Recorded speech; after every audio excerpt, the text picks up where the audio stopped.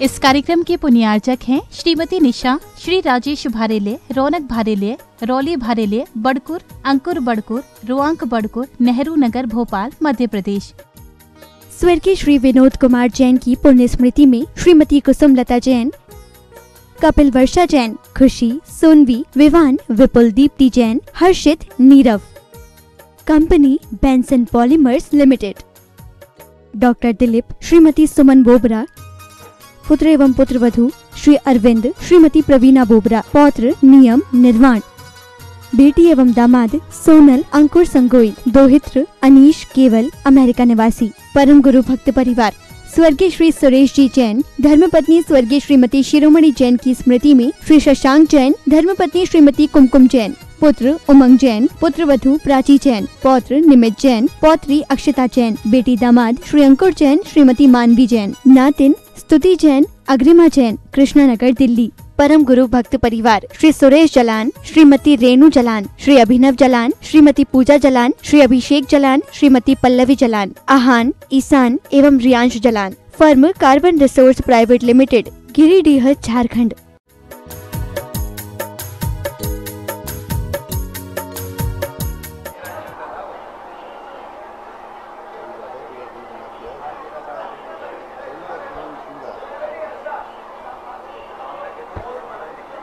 ऐसे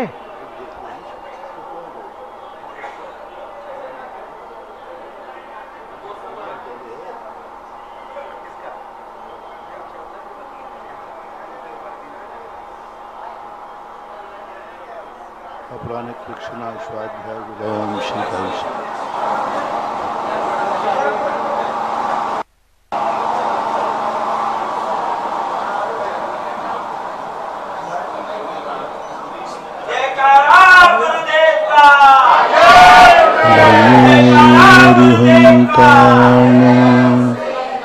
नमो सिद्धार्णं, नमो आयर्याणं, नमो वज्रायाणं, नमो लोये शवशाहूर्णम्।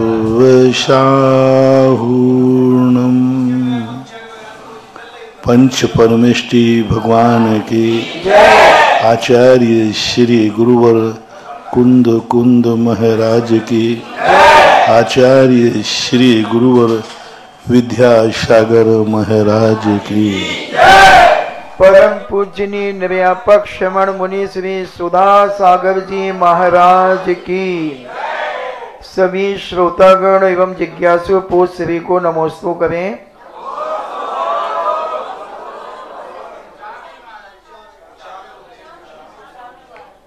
अर्पिता जैन धांधुला से पूछती हैं, नमोस्तु महाराज जी, हमारे ऐसे कौन से तीव्र कर्म का उदय है कि मन इतना अशांत रहता है कि हम एक महामंत्र की माला भी नहीं गिन पाते, अनेक विकल्प उत्पन्न होते रहते हैं। महाराज जी आपका ही सहारा है, आप बताएं, मार्गदर्शन करें।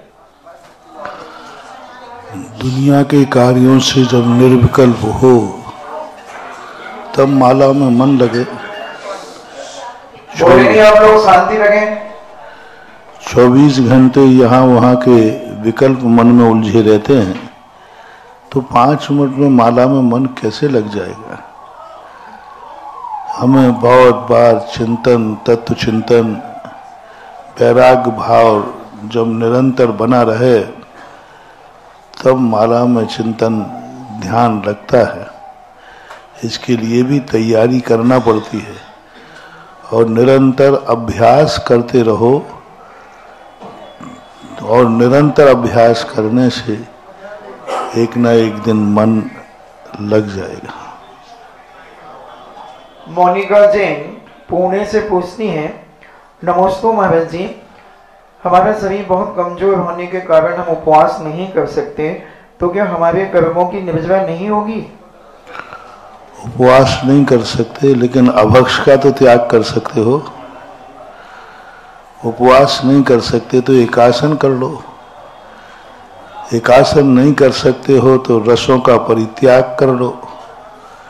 रस के परित्याग नहीं बनता है तो कम से कम अभक्ष का त्याग करो, ठीक है, दाल रोटी भोजन करो, लेकिन अभक्ष का त्याग कर दो, रात्रि के भोजन का त्याग कर दो।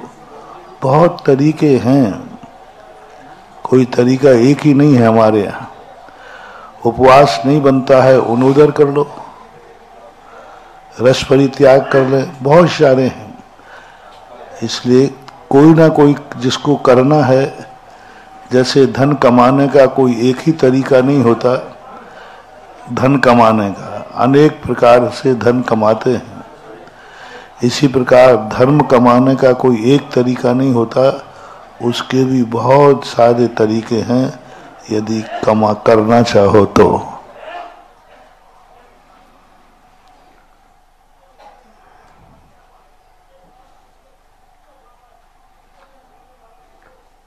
यशवंत सिंह जीएसटी ऑफिस है, ललितपुर से पूछते हैं, नमस्ते महाराज जी, दैनिक सामाजिक जीवन में अनेक बुद्धिजीवियों द्वारा अक्सर यह कहा जाता है कि आत्मविश्वास तथा आत्मबल हमेशा मौन रहता है, जबकि असुरक्षा हमेशा बहुत शोर मचाती है।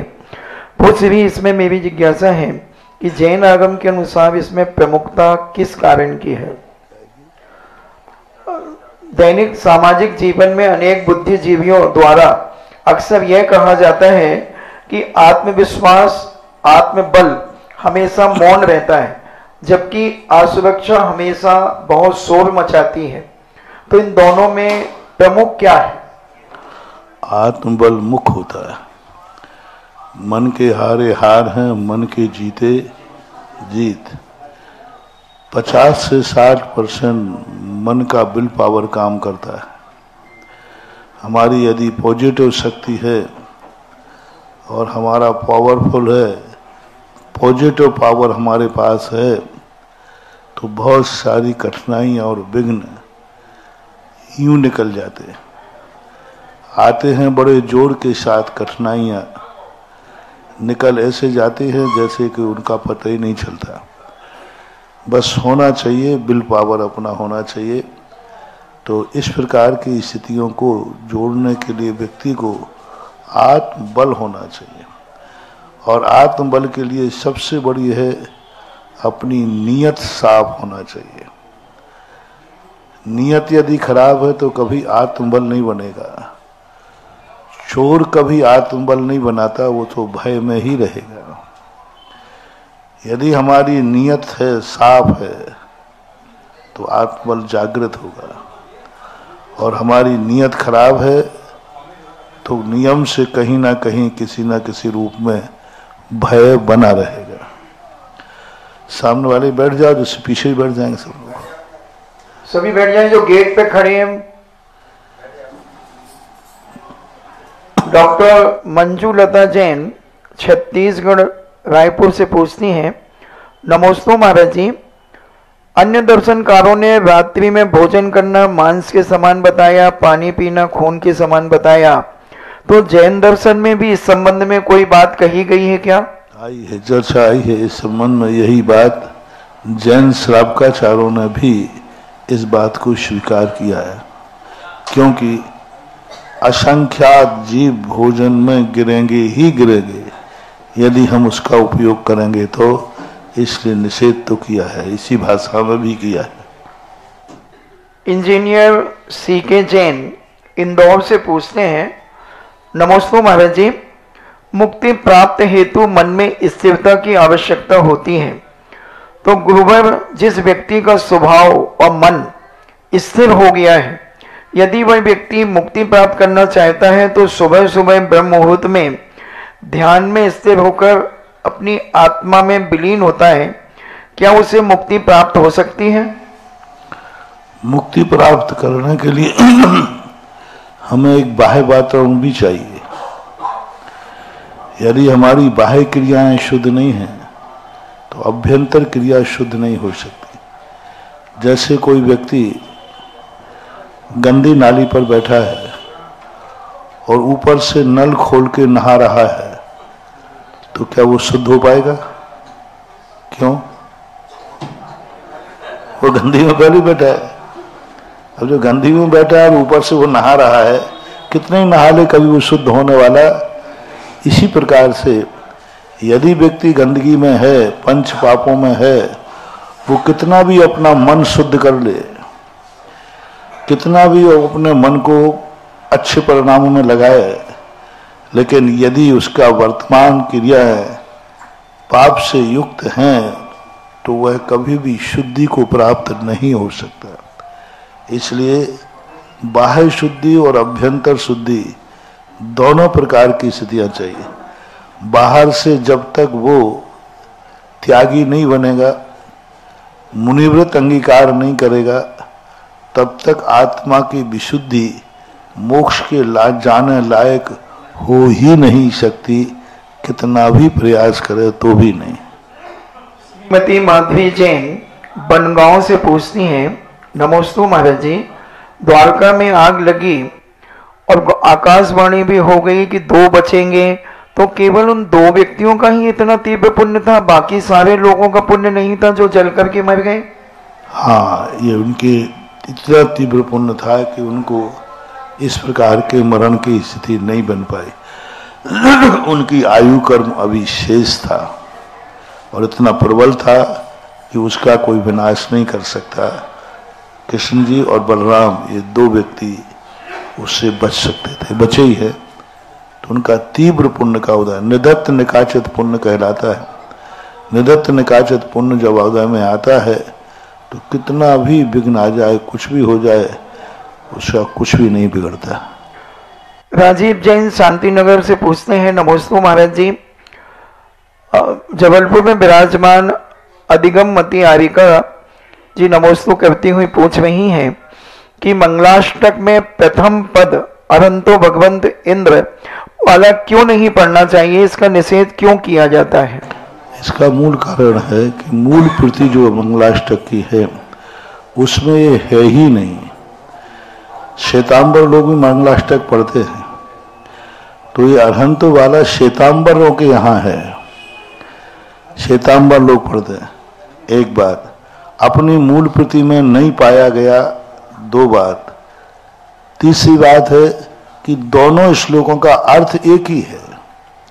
अरहंतो भगवंतो इंद्र महता आदि और श्रीमन नम्र सुरासुरंद, दोनों का अर्थ एक ही है।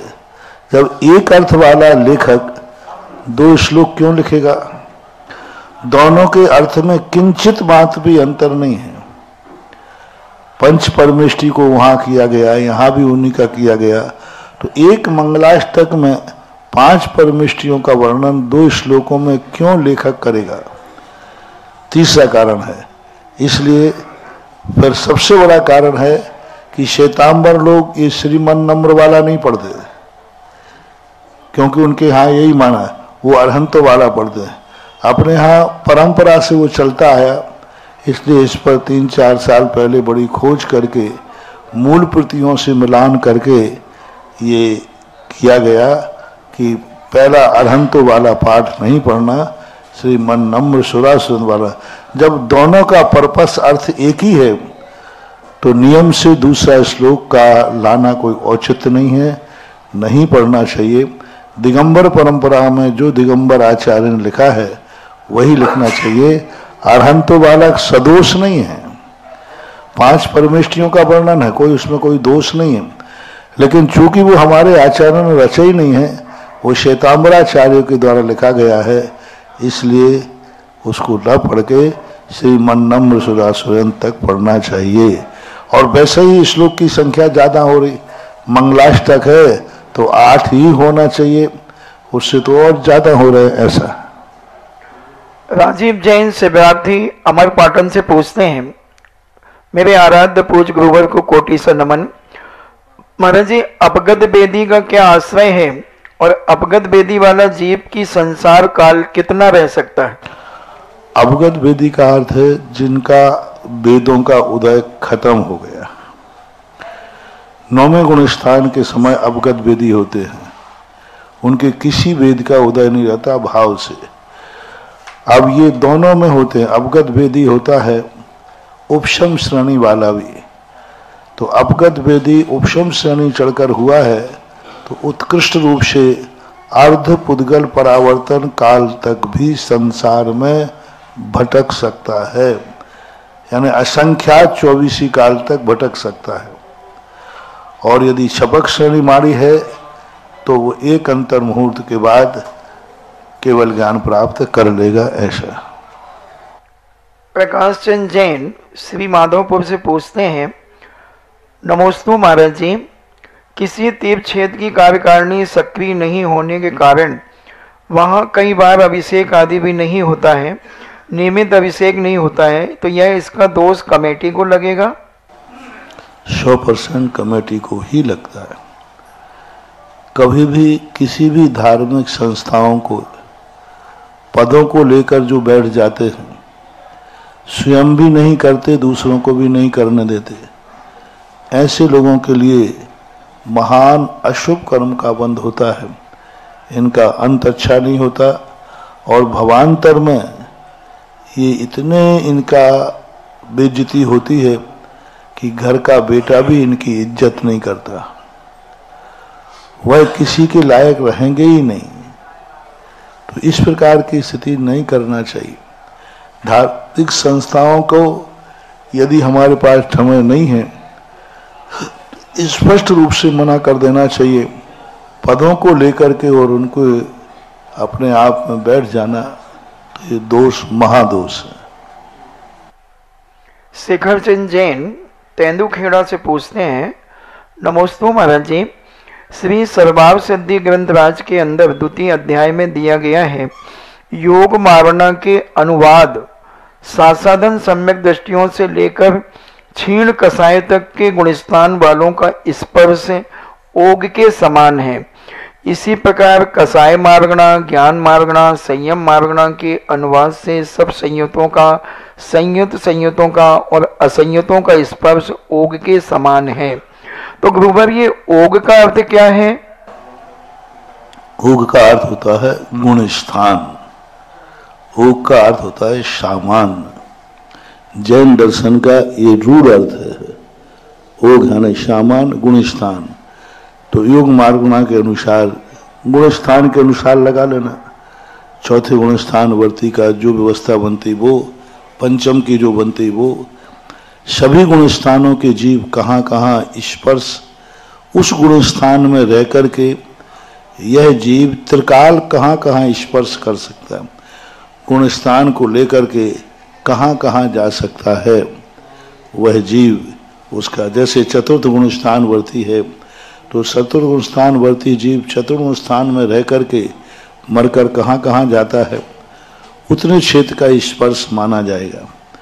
पंचम गुणस्थान वर्ती पंचम गुणस्थान में रह के कितने स्थान को अपने अतीत वर्तमान कालों में स्पर्श करता है।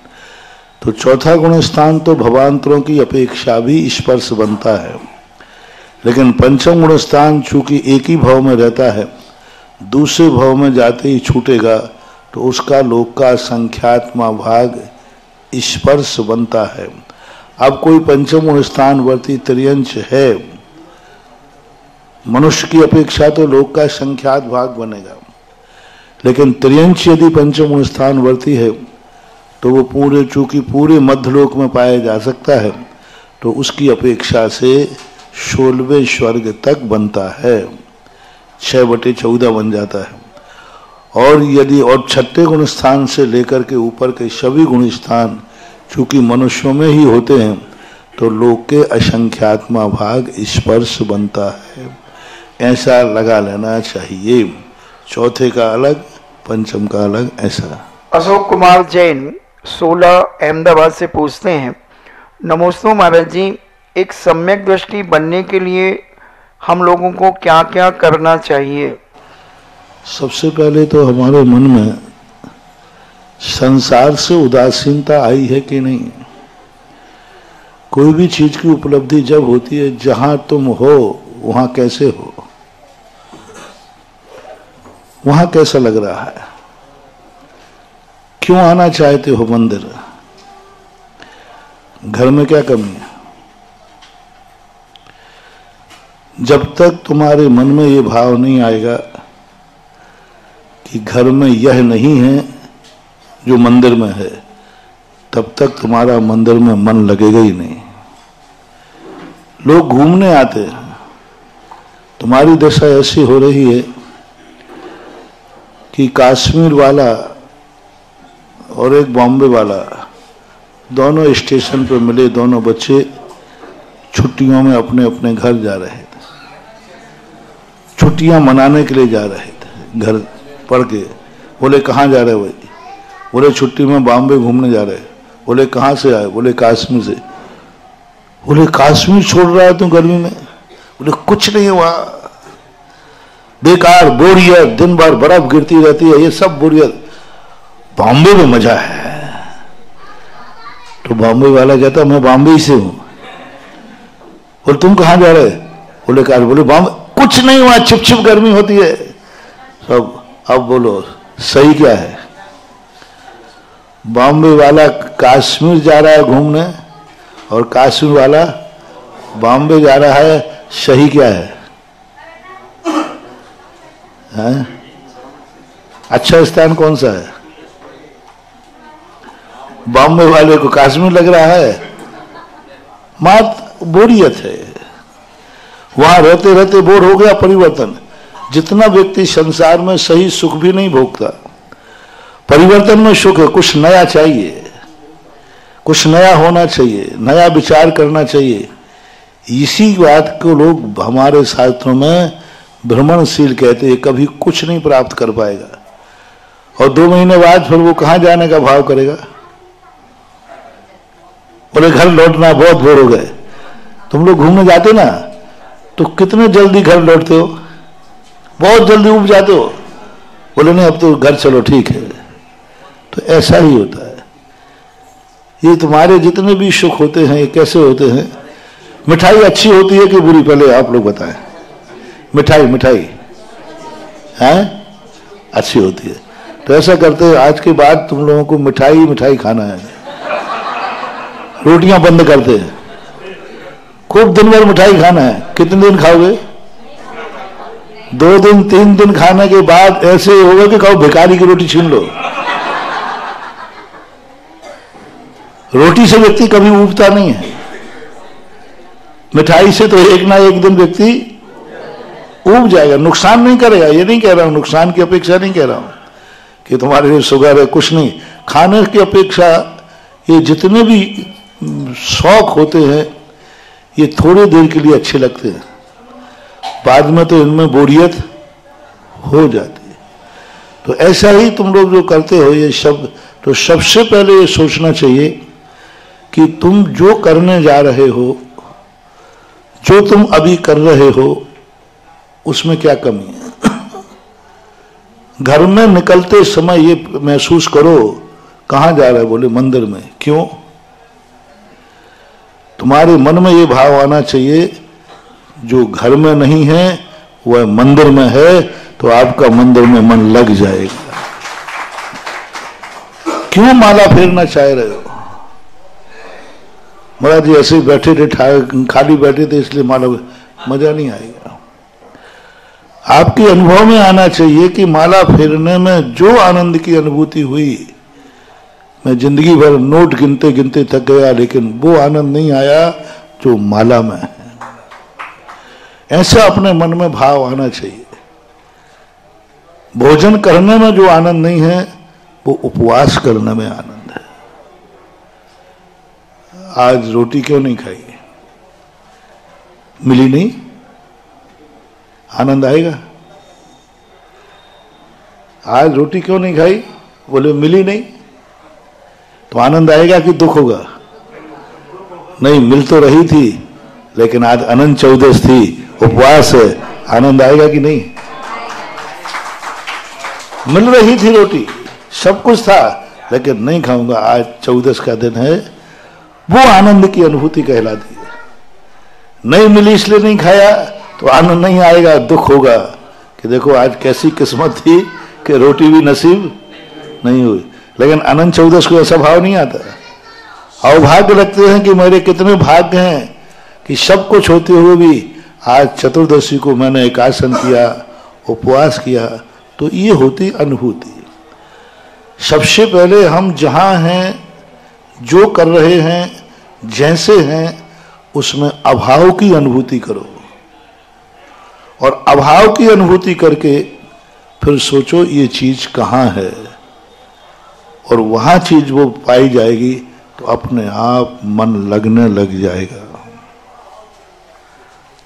स्वाति जैन विदिशा से पूछती हैं, नमोस्तु महाराज जी, भरत क्षेत्र में पंचम काल में कितने जीव सम्यक दृष्टि हो सकते हैं? इनकी गिनती का कोई निर्धारण नहीं है। कुछ आचार्यों ने, बाद के बहुत लोगों ने कुछ कहा है कि 2-4 सम्यक दृष्टि हो सकते हैं। ये 2-4 गिनती की अपेक्षा नहीं है, अल्प की अपेक्षा है कि सम्यक दृष्टि कम होंगे, मिथ्या दृष्टि ज्यादा होंगे। राकेश जैन वकील जबलपुर से पूछते हैं, नमोस्तु महाराज जी, मध्य के निर्वाचित विधायक श्री अभिलाष पांडे जी ने श्री हनुमान शासनोदय तीर्थ क्षेत्र हनुमान ताल के आदिनाथ भगवान के दर्शन कर उन्हें जो ऊर्जा मिली और परिणाम आने के पहले आपका आशीर्वाद लेने के लिए सीधे आगरा आए थे, फिर बिजी हुए। महाराज जी, हम ये जानना चाहते हैं कि आदिनाथ भगवान का चमत्कार था या आपके आशीर्वाद का चमत्कार था? चमत्कारों को हम सीमित न करें, क्योंकि आराध्यों की शक्ति को नापने का प्रयास मत करें। आराध्यों की जो शक्ति होती है उसे तो पाने का प्रयास करो, किसमें कितनी थी ये नापने का प्रयास मत करो, क्योंकि इनकी गहराई, इनकी शक्तियां इतनी होती हैं कि हम ले नहीं पाते। भगवानों के पास शक्तियां हैं, लेने की ताकत चाहिए। हमारे नमोस्तु में दम होना चाहिए। आशीर्वाद तो सदा दमदार होता ही है। आशीर्वाद तो सदा दमदार होता ही है। नमोस्तु में दम चाहिए। भोजन तो सदा ताकतवान ही होता है। जठराग्नि में ताकत चाहिए। पचाने की शक्ति है अथवा नहीं है, ये देखा जाता है। तो जो व्यक्ति अपनी श्रद्धा और भक्ति से नमस्कार करता है, उसको उनकी शक्ति प्राप्त हो जाती है। और एक ही कारण से कार्य नहीं होता, अनेक कारणों से कार्य होता है। उनकी शासनोदय के प्रति श्रद्धा क्यों बनी? क्योंकि कई लोगों ने कहा कि अच्छा, दर्शन करके आ गया एक व्यक्ति मंदिर के, भगवान के, कुछ नहीं, सामान दर्शन किया तीर्थ, उसको पता चला इस मूर्ति की महाराज जी ने बहुत महिमा गाई है, बहुत अतिशयकारी मूर्ति है। अच्छा, तो पुनः दर्शन करने चला गया। तो पहले क्या किया था? बोले पहले हमने उस दृष्टि से देखा, अब पता चला कि महाराज जी ने गाई है प्रतिमा, तो फिर अब बोलो उस नमोस्तु करने में विशुद्धि बढ़ी कि नहीं? महाराज जी का नाम आते ही। तो ऐसे ही होता है।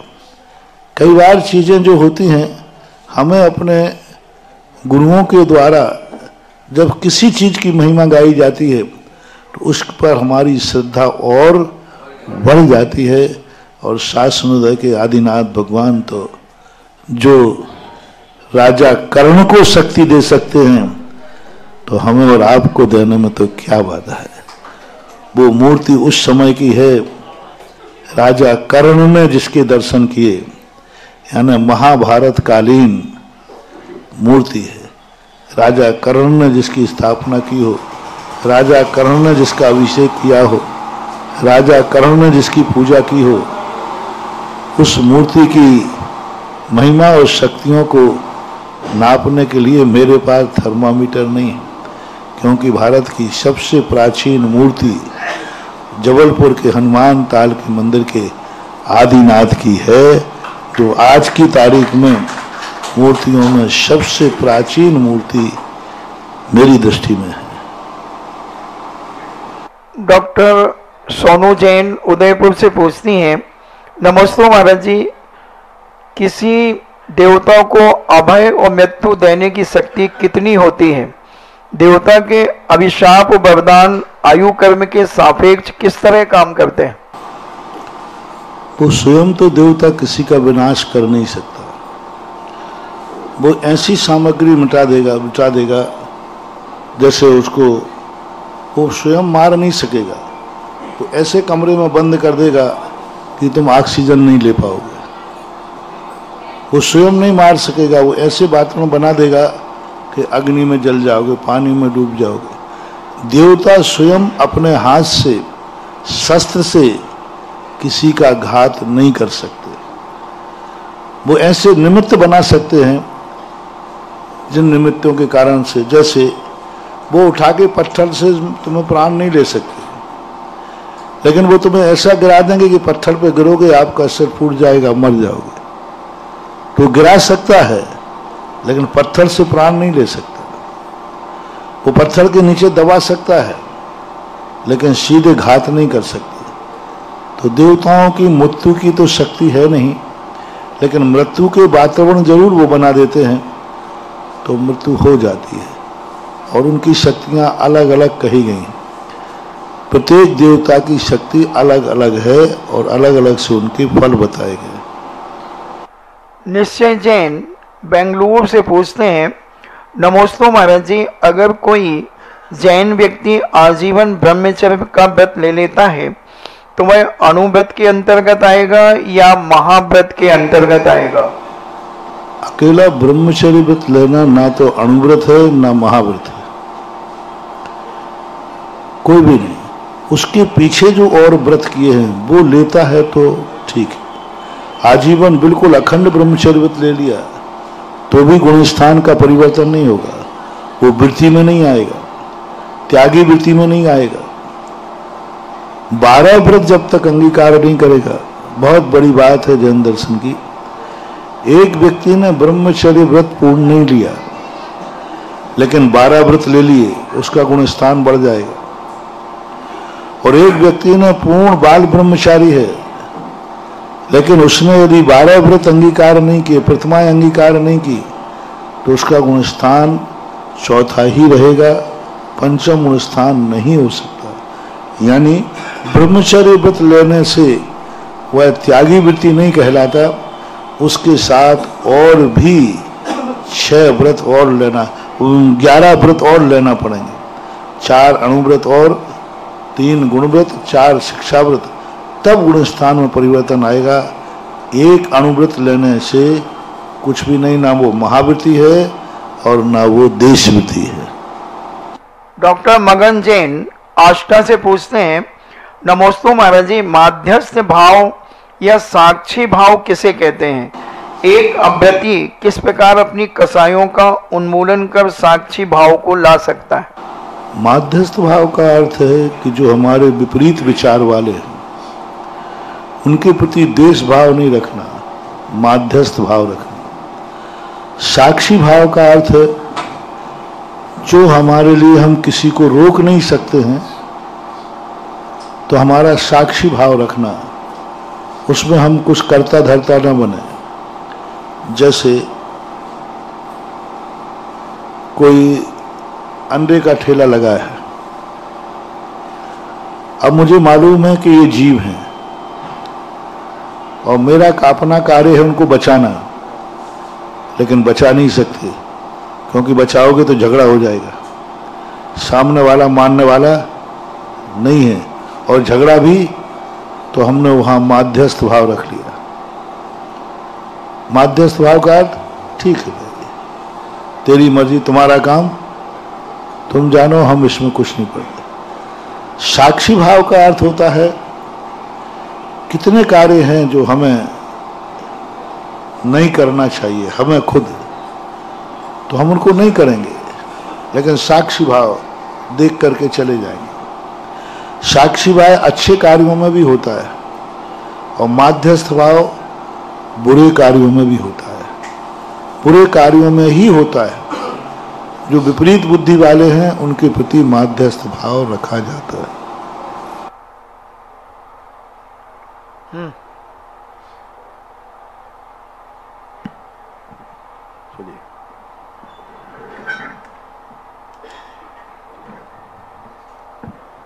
विश्व के 150 से अधिक देशों में देखे जाने वाला बहुचर्चित कार्यक्रम जिज्ञासा समाधान आज कानपुर के रास्ते में शिवराजपुर से हो रहा है और सभी दर्शकों की ओर से तथा वर्तमान में यहाँ उपस्थित जितने भी श्रद्धालु हैं सभी की ओर से गुरुदेव के चरणों में हम 12 बार नमोस्तु करते हैं। नमोस्तु गुरुदेव, नमोस्तु। इच्छामी महाराज जी, इच्छामी महाराज जी। आज का पहला प्रश्न जो है श्रीमती उषा जैन, कानपुर।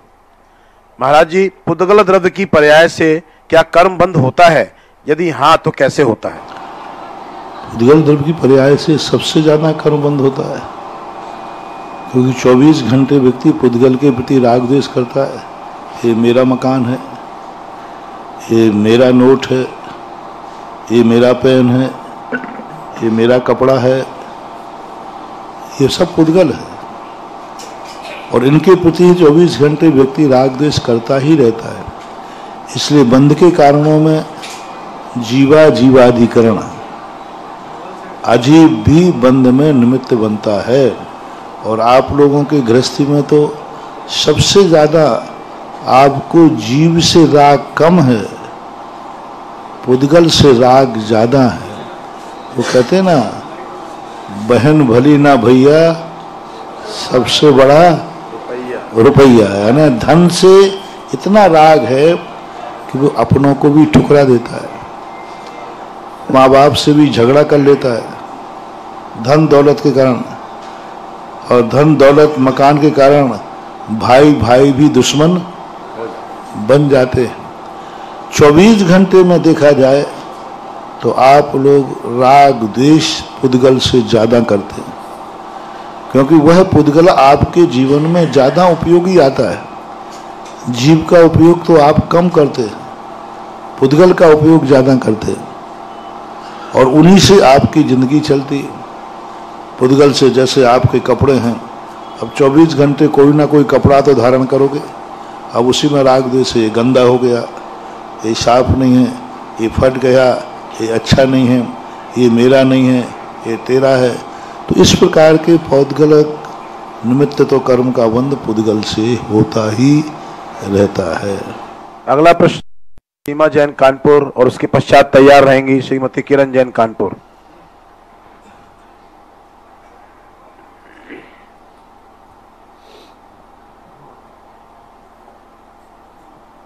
हेलो, मेरे गुरुवर के चरणों में त्रिबार नमोस्तु नमोस्तु नमोस्तु, क्षुल्लक जी के चरणों में त्रिबार इच्छामी इच्छामी इच्छामी। ये गुरुवर, मेरा प्रश्न तत्वार्थ सूत्र से है। प्रत्येक बुद्धित्व और बोधित बुद्ध किसे कहते हैं? बोधित बुद्ध प्रत्येक बुद्ध वो कहलाते हैं। प्रत्येक बुद्ध होते हैं जो किसी सामान्य निमित्त को देख करके वैराग्य हो जाता है, जैसे बादलों को देख करके, मरे हुए भौरे को देख करके, अपने जीवन का सफेद बाल देख करके। कुछ आकस्मिक घटनाएं घटती हैं, उनको देखकर वैराग्य हो जाता है, वो कहलाते हैं प्रत्येक बुद्ध। और बोधित बुद्ध वो कहलाते हैं संबोधन मिलने पर। कोई संबोधन देता है, देखो तुम्हें इस संसार में नहीं फंसना चाहिए, उपदेश सुनकर के वैराग्य आया, ये बोधित बुद्ध कहलाते हैं। जैसे कोई घटना देखी, प्रत्येक बुद्ध में जैसे नीलांजना थी, अब नीलांजना की मौत देखकर महाराज को वैराग्य हो गया। किसी में दर्पण में अपने चेहरे के शरीर पे सफेद बाल देखकर वैराग्य हो गया। तो इस प्रकार से, और बोधित बुद्ध में उसको संबोधन करना पड़ता है, दूसरे के समझाने पर उसको वैराग्य हो जाता है और मोक्ष चला जाता है। श्रीमती किरण जैन, और इसके बाद तैयार रहेंगी श्रीमती समता जैन, कन्नौज। महाराज जी के चरणों में त्रिबार नमोस्तु नमोस्तु नमोस्तु। क्षुल्लक महाराज जी के चरणों में इच्छामी इच्छामी इच्छामी। महाराज जी, सम्यक दर्शन कैसे कहते हैं और सम्यक दर्शन की सच्ची परिभाषा क्या है? व्यक्ति सबसे सम्यक दर्शन सच्चे देव शायद गुरु को प्राप्त करने के बाद हमारी कषायों में क्षमता भाव आए। सम्यक दृष्टि का लक्षण है प्रसम भाव। छोटी छोटी बातों में क्रोध नहीं करता, समझने का प्रयास करता है, निमित्तों से प्रभावित नहीं होता। जैसा निमित्त मिला वैसे परिणाम कर लिए।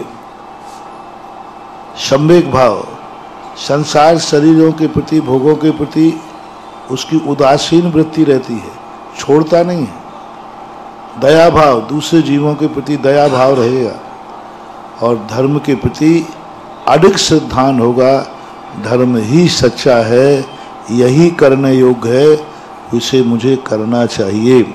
ऐसा परिणाम जब आता है तो सम्यक दर्शन की स्थिति बन जाती है। नमस्ते। श्रीमती समता जैन, उसके बाद तैयार रहेंगे माननीय मास्टर हर्षित जैन। गुरुदेव के चरणों में नमोस्तु नमोस्तु नमोस्तु। शुल्लक जी के चरणों में इच्छामि इच्छामि इच्छामि। गुरु जी, मेरा प्रश्न ये है कि जो सिद्धि चक्र विधान कराया जाता है तो क्या जरूरी है कि हम उसे 3 बार कराएं? क्या हम उसे 1 बार नहीं करवा सकते? कर सकते, 1 बार भी करो, 3 बार करो, 300 बार करो। बार का कोई संबंध, धर्म के लिए कोई बार नहीं है। जितने बार करो उतना कम है।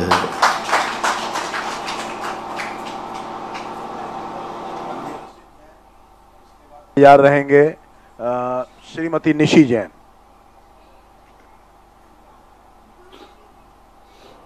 माइक पास में ले लीजिए मुंह के। मेरे गुरुवर के चरणों में 3 बार नमोस्तु नमोस्तु नमोस्तु। इच्छामि शुल्लक जी के चरणों में इच्छामि इच्छामि इच्छामि। महाराज जी, मेरा प्रश्न ये है कि हम चमड़े की वस्तु पहन के मंदिर में नहीं जा सकते हैं, लेकिन जो सिल्क का कपड़ा होता है वो भी जीवों को मार के बनता है। तो सिल्क का जो कपड़ा होता है, सिल्क का, तो उसको पहन के क्यों जाते हैं? नहीं जाना चाहिए। अब वो जाते हैं, आप उनको समझाओ। सिल्क में चाहे कपड़ा हो, चाहे जूते हो, चाहे बेल्ट हो, कोई भी जीवों को मार करके, बिना जीवों को मारे बिना बन ही नहीं सकता, उन्हीं जीवों से मरता है, तो उस पहन के नहीं जा सकते हैं। यदि जाते हैं तो गलत बात है, उनको नहीं जाना चाहिए। सिल्क जीवों को मार के बनता है। रेशमी और सिल्क में अंतर है। कोसा भी अलग है। सिल्क आजकल नकली सिल्क भी आता है, नकली। यदि कोसा को ही यदि आप सिल्क मान रहे हैं तो कोसा का तो गलत हो गया। लेकिन आजकल हर चीज की वैरायटी नकली चल गई। पहनने में लगता है कि कोसे का है, लेकिन वो कोसे का होता नहीं। जैसे आप लोग सोने का है ना, कि लगता है कि सोने जैसा देखने में आता है, लेकिन वो सोना नहीं है, रोल्ड गोल्ड होता है। हाँ, तो ऐसे आप देख लेना चाहिए। मात्र कलर और डिजाइन देखकर अपन रोकेंगे तो वो आजकल जूते भी ऐसे लगते जैसे चमड़े के हों, लेकिन वो चमड़े के होते। ईमानदारी स्वयं को बरतना पड़ेगी कि हमारा असली कोसा का है। तो पहली बात तो मंदिर में तो क्या, कोसे के कपड़े जैनियों को पहनना ही नहीं चाहिए। क्यों पहनते हैं, क्यों पहने? बहुत सारे जब पहनने के लिए हैं, जब नहीं होता है तो बात अलग है। जब बहुत सारे हैं ऐसे, तो क्यों पहनना? चमड़े आदि का जिनमें हमें स्पष्ट मालूम है कि इसमें कहीं ना कहीं जानवरों को, पशुओं को लिया गया, वो चीजें जैनी को उपयोग करना ही नहीं चाहिए। चाहे वो जूतों में हो, जब जूते भी अच्छे अच्छे जूते आ रहे हैं, बहुत बढ़िया आ रहे हैं, तो क्यों अपन को, आपकी फैशन भी हो जाएगी, कलर भी वही है, डिजाइन भी वही है। तो जब नकली काम से अपन को असली का आनंद आता है, तो क्यों असली जूते पहनकर पाप कमाए? तो इस प्रकार से रहना चाहिए। चलिए, अगला प्रश्न श्रीमती निशी जैन कानपुर, और उसके बाद तैयार रहेंगे श्री शैलेंद्र जैन आनंदपुरी। नमोस्तु गुरुवर, नमोस्तु गुरुवर, नमोस्तु गुरुवर। इच्छामि महाराज जी, इच्छामि महाराज जी, इच्छामि महाराज जी। महाराज जी, मुझे आपसे पूछना है, जैसे पंच परमेष्ठी भगवान को हम भी नमस्कार करते हैं और आप भी नमस्कार करते हैं। जैसे अरहंत को नमस्कार करते हैं, सिद्ध को नमस्कार करते हैं, साधु को नमस्कार करते हैं, उपाध्याय को नमस्कार करते हैं, साधु को नमस्कार करते हैं। तो हम तो साधु परमेष्ठी को नमस्कार करते हैं, तो आप कौन से साधु परमेष्ठी को नमस्कार करते हैं? पहली बात तो है, ये पद हमारा नहीं है, ये पद जिनेन्द्र देव का पद है, मोक्ष मार्ग का पद है, इस पर मेरा ही अधिकार नहीं है। मेरा पद भी मेरे लिए भी वंदनीय है, स्तुत्य है, क्योंकि ये मोक्ष मार्ग है। हम नाम लेके तो नहीं कहेंगे कि मैं अपने आप को नमस्कार करता हूँ, लेकिन जब 3 कम 9 करोड़ मुनिराजों को करेंगे तो स्वयं को भी नमोस्तु होता है। व्यवहारिकता के नाते स्वयं को नहीं कहेंगे। यथार्थ में तो हमारे लिए नमस्कार नहीं है, इस पद के लिए नमस्कार है, उन गुणों के लिए नमस्कार है, सम्यक दर्शन ज्ञान चारित्र के लिए नमस्कार है। इसलिए इनडायरेक्ट रूप से ये भेद न करके कि मैं नमस्कार अपने को कर रहा हूँ, ऐसा भाव न लाते हुए सामान्य से सभी को नमस्कार करेंगे तो उसमें स्वयं का नाम आ जाता है। लेकिन स्वयं नाम लेके नमस्कार नहीं करेंगे कि मैं खुद को नमस्कार कर रहा हूँ। चलिए, श्रीमान शैलेन जैन, उसके पश्चात तैयार रहेंगी जगत नानी श्रीमती नानी जैन कानपुर। नमोस्तु महाराज जी, नमोस्तु महाराज जी, नमोस्तु महाराज जी, क्षमी महाराज जी, क्षमी महाराज जी, क्षमी महाराज जी। महाराज जी, मंदिर जाने का नियम है और कहीं बाहर गए और मंदिर नहीं मिला तो क्या करना चाहिए महाराज जी? अब मेरे से पूछते हो तो मेरा तो एक ही है, जहां मंदिर नहीं हुआ जाना क्यों? सही तो यही है, मार्ग तो यही है। अब आप यदि वहां गए हैं तो उतनी हानि तो आपको उठाना ही पड़ेगी कि आपने देव दर्शन, ऐसी क्या मूल्यवान वस्तु थी कि जिसे भगवान के दर्शन का भी बलिदान करना पड़ा। यानी भगवान के दर्शन पूजन से भी ज्यादा मूल्यवान कोई वस्तु रही होगी जब आपने उसको छोड़ दिया। हमेशा धर्म कार्य करते समय सोचना चाहिए कि जिस कार्य के लिए मेरा दर्शन छूट रहा है, क्या भगवान के दर्शन का से अधिक मूल्यवान वो कार्य है? पहले के लोग जहां होते थे वहां नहीं करते थे, फिर भी जाना ही पड़ता था। तो पहले के लोग उपवास करते थे, सम्मेद शिखर की यात्रा तक करते थे। तब पुराने लोग रास्ते में उपवास करते थे क्योंकि 1 दिन लग जाता था। तो भगवान का दर्शन नहीं हुआ तो उपवास कर लेते थे। ये दूसरा मार्ग है। मान लो जाना ही पड़े तो उपवास कर लिया। तीसरा मार्ग है कि उपवास यदि नहीं बनता है, शक्ति नहीं है, अनुकूलता नहीं है, तो कम से कम अन्न की वस्तु का त्याग कर देना चाहिए कि भाई उपवास तो नहीं बनेगा, हम फलाहार ले लेंगे, अन्न की वस्तु का त्याग करते। इतना भी नहीं बनता है तो कम से कम कोई एकाध वस्तु का उसके बदले में त्याग कर दें। आज भगवान का दर्शन नहीं हुआ इसलिए मैं भोजन में इतनी वस्तु का, कोई रस का त्याग करता हूं। अंत में ये भी संभव ना हो तो जितने समय भगवान का दर्शन करने का समय होता है उस समय शांति से एकांत में बैठ करके और भाव पूजा कर लेना चाहिए, भक्तांबर पाठ पढ़ लेना चाहिए, अथवा भगवान के दर्शन के समय पर वहां 1-2 जाप दे देना चाहिए अंतिम। जैसे मान लो नहीं दर्शन हुआ, नहा धोकर 2 नमोकार मंत्र की माला पढ़ ली, और जिन भगवान के तुमने दर्शन किए थे उनको आंख बंद करके स्मरण करो, भक्तांबर पाठ पढ़ लो। पूजा की किताब है तो स्वाहा न करके ओम ह्रीम जन्म जरा मृत्यु विनाशनाय आदिनाथ जिनेन्द्राय नमः, वही पूजा को स्वाहा न करके नमः करके वो टाइम उसमें लगा देना। ये आखिरी चांस है। यानी उस समय कुछ ना कुछ एहसास होना चाहिए कि आज हमने दर्शन नहीं किया, उसके बदले में यह कर रहा हूँ। ये 4-5 कार्य कर लेना चाहिए। श्रीमती नानी जैन, इसके बाद तैयार रहेंगी श्रीमती रेणु जैन कानपुर। नमोस्तु महाराज जी, शुल्लक महाराज जी के 12 इच्छा महाराज। महाराज जी, मेरी ये जिज्ञासा है कि जो श्रावक भाई बचपन से आहार विहार निहार वैयावृत्ति में संलग्न रहते हैं, उनको कौन से पुण्य का बंध होता है? सारे पुण्य के बंध होते हैं। वैयावृत्ति कर रहा है तो स्वस्थ शरीर मिलेगा। आहार दान आदि दे रहा है तो उसको भोगो भोग की सामग्री मिलेगी। ये एक ही कार्य नहीं है, कल भी ये प्रश्न आया था। एक ही कारण नहीं है, जैसे बीमारी अनेक हैं तो दवाई भी अनेक हैं। एक ही दवाई से सारी बीमारियां ठीक की जा सकती हैं क्या? एक दवाई सभी बीमारियों पर दे दो तो बचेंगे सब कि मरेंगे? मरेंगे। एक ही दवाई दे दो। इसी प्रकार से यहाँ भी धर्म एक ही प्रकार का नहीं है।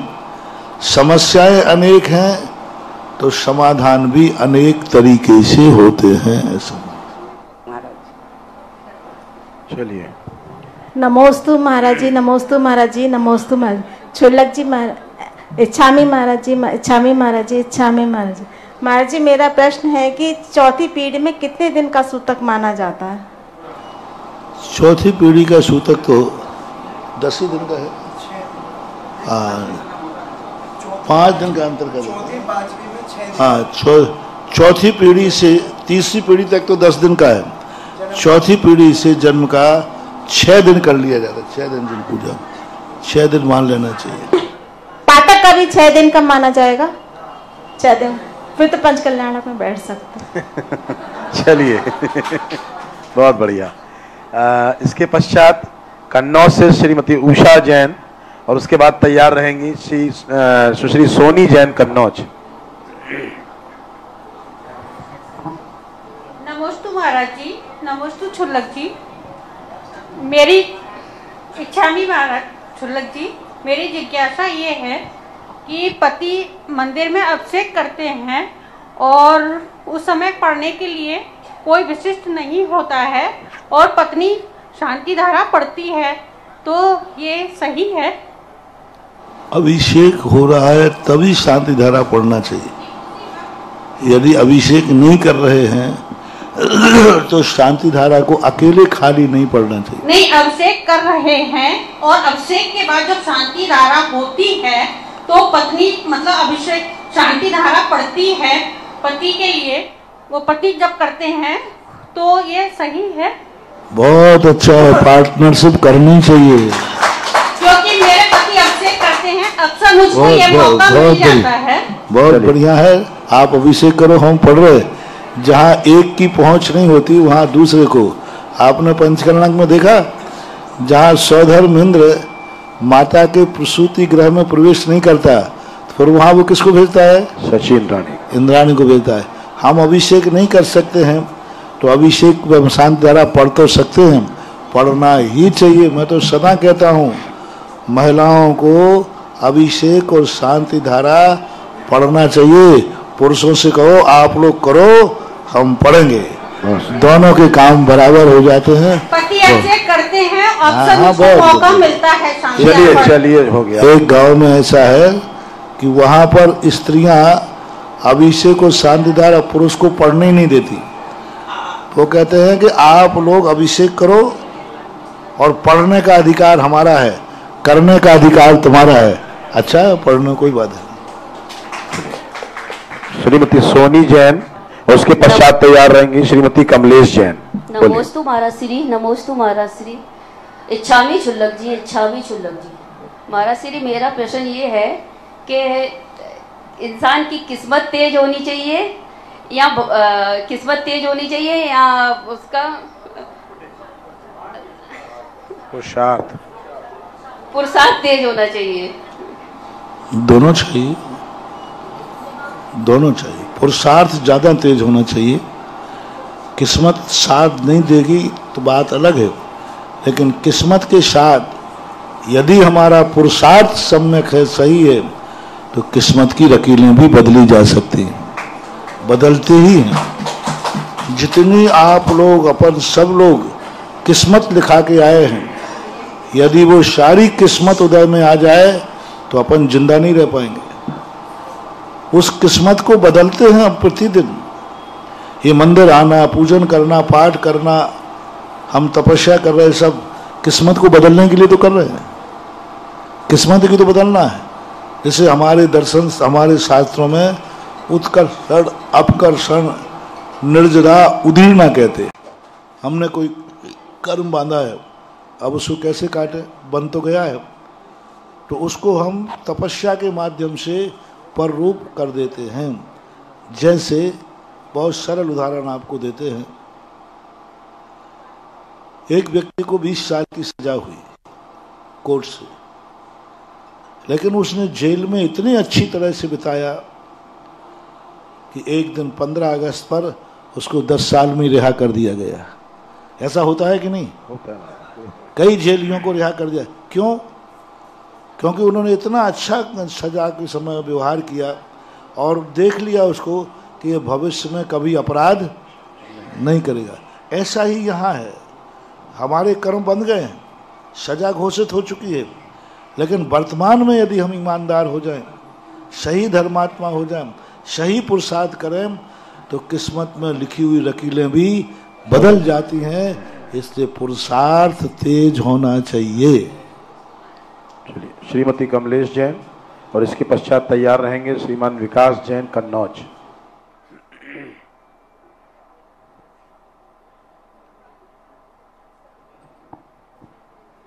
परम पूज्य गुरुवर, मेरा आपके चरणों में बारंबार नमोस्तु नमोस्तु नमोस्तु। परम पूज्य छुल्लक जी के चरणों में इच्छामी इच्छामी इच्छामी। हे गुरुवर, मेरा प्रद्मन चारित्र से क्वेश्चन है कि रुक्मणी ने ऐसा पूर्व में कौन सा कर्म किया था जो उनको प्रद्मन से अलग होना पड़ा? कथाओं में ऐसा आता है कि उन्होंने एक मोर के बच्चे को उठा कर के लिए 16 घड़ी के लिए अलग कर दिया था।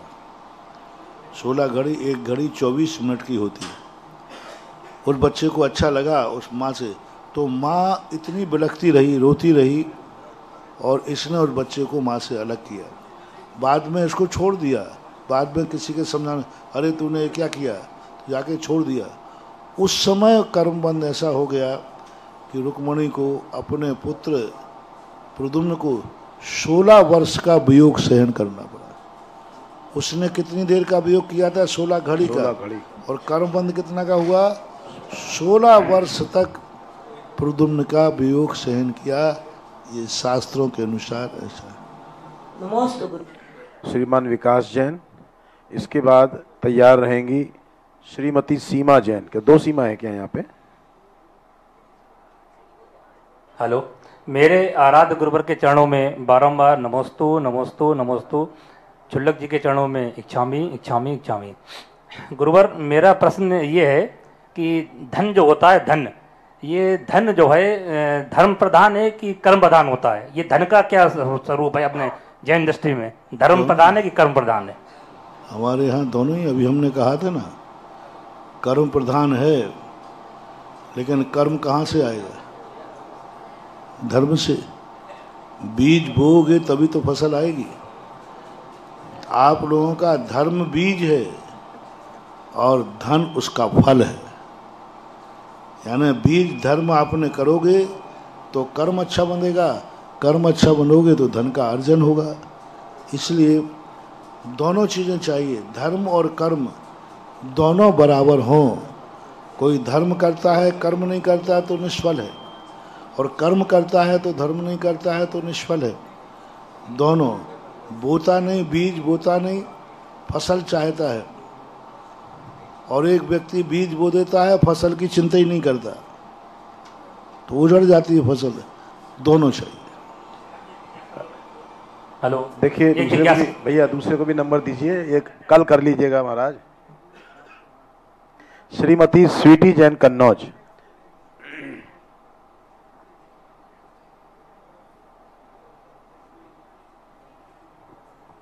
नमोस्तु गुरुवर, नमोस्तु गुरुवर। इच्छामी छुल्लक जी, मेरा जिज्ञासा ये है कि सब धर्मों में सबसे कठिन धर्म जैन धर्म ही क्यों है?